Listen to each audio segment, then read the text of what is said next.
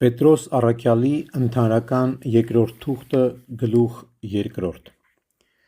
Տերը գիտե աստվածապաշտներին փրկել փորձությունից, իսկ անիրավներին պահել դատաստանի օրվա համար, տանջանքների մատնելու նրանց, մանավանդ մարմնի պիղծ ցանկությունների հետևից գնացողներին, Աստծու իշխանությունն արհամարհողներին,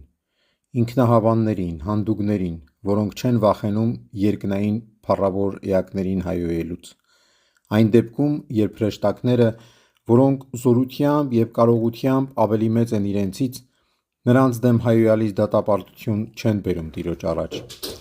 բայց այս մարդիկ անբան անասունների նման, որոնք իբնե որսի և մորթվելու համար են, հայհոյում են իրենց չիմացած բաների դեմ և իրենց ապականության մեջ էլ պիտի կործանվեն տանջվելով, որպես վարձատրություն իրենց անիրավության: Սրանք օրը ցերեկով իրենց ցանկությանը հագուրդ տալը հաճույք են համարում, կեղտոտներ և արատավորներ, որոնք հաճույք են ստանում իրենց խաբեբայությունների մեջ,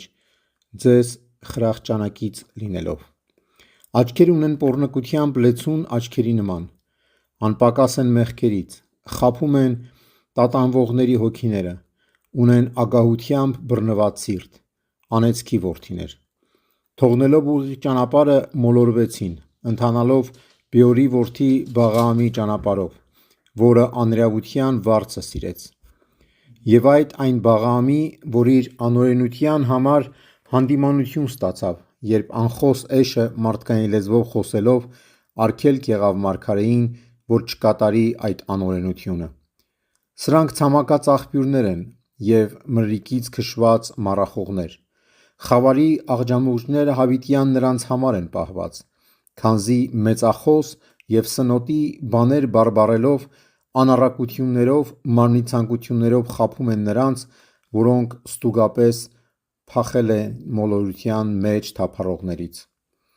Սրանց ազատություն են խոստանում, մինչ իրենք ծառայեն ապականությանը,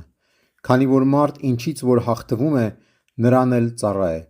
Որովհետև եթե մեր Տեր և Փրկիչ Հիսուս Քրիստոսին ճանաչելու միջոցով